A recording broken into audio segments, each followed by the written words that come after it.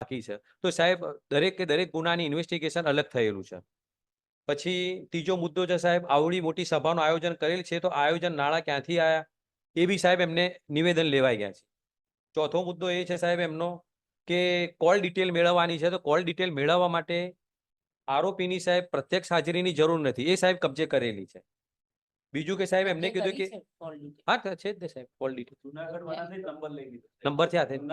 અહીંયા આયા પછી એ આખો મોબાઈલ છે અમારો. એક મિનિટ નહીં સર, આજે સવારે જે એમના અહીં પહોંચ્યા છે સર 5 વાગે, તો એમનો એ નંબર મેળવી અને કોલ ડિટેલ કંપનીમાંથી મેળવવાની વાત. એટલે અહીંયાના ગુનાની વાત છે. એટલે કોલ ડિટેલ બી સાહેબ જો કઢાવ્યું અને નંબરના આધારે એના અંદર આરોપીની પ્રત્યક્ષ હાજરીની જરૂર નથી. પાંચમો મુદ્દો સાહેબ એવું છે કે અઝહરીનું કેનેરા બેંકમાં સાહેબ હુબલીમાં એકાઉન્ટ છે. એકાઉન્ટ લેવા માટે પણ સાહેબ આરોપીની હાજરીની જરૂર નથી. પોલીસને સાહેબ પાવર છે, ગમે ત્યાંથી ગમે તેને એકાઉન્ટ મેળવી શકે.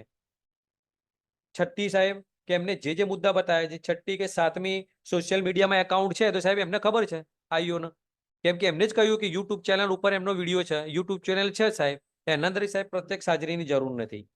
અને જે બી સાહેબ રિકવરી કરવાની હોય કે જે કઈ વાત છે એના અંદર સાહેબ આરોપીની પ્રત્યક્ષ હાજરીની જ્યારે જરૂર ના હોય તો તેવા સંજોગોના અંદર સાહેબ can not granted the remand sir.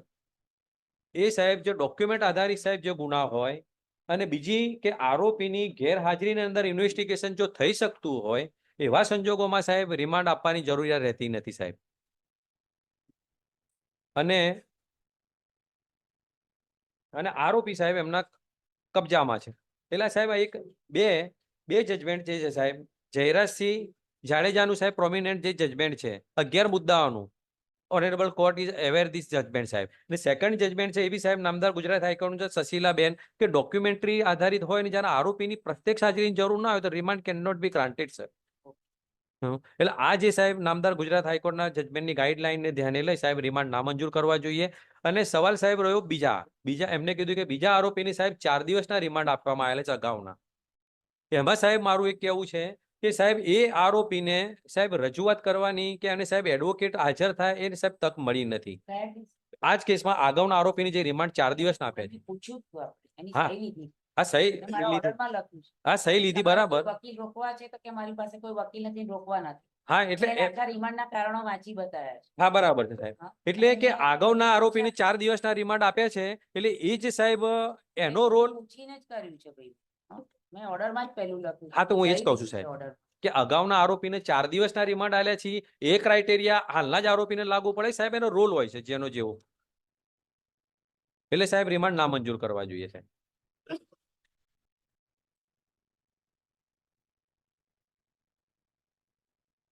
ચાલો કઈ કહેવાનું છે રિપ્લાયમાં?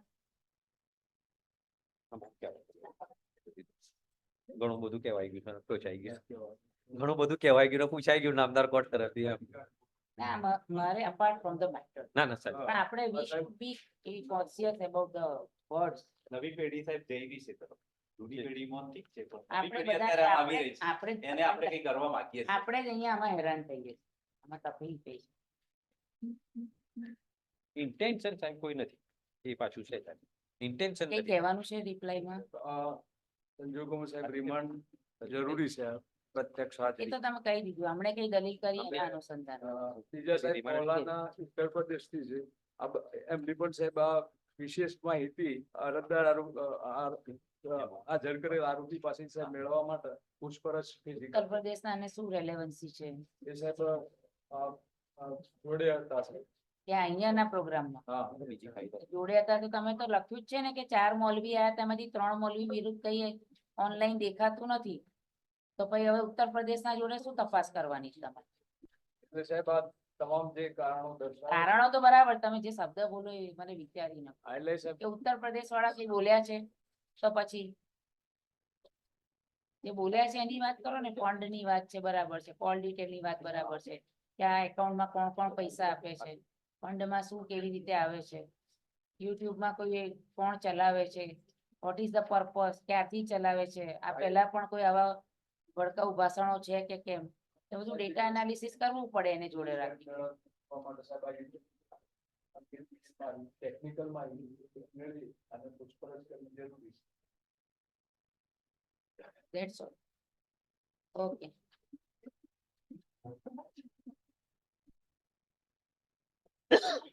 ચાલો બાકી બધા બહાર જાઓ, મારે અહીંયા ઓર્ડર લખાવો છે. 15 મિનિટમાં આવી જશે. હાલો. અવાજ કર્યા વગર જજો બહાર. તમારું નામ લખું ને સદન.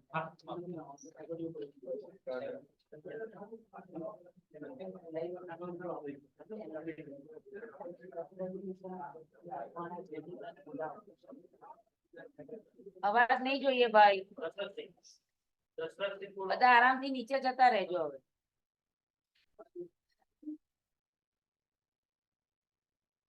પોલીસ વાળા ભાઈ લઈ જાઓ પછી શાંતિથી. ઠીક છે.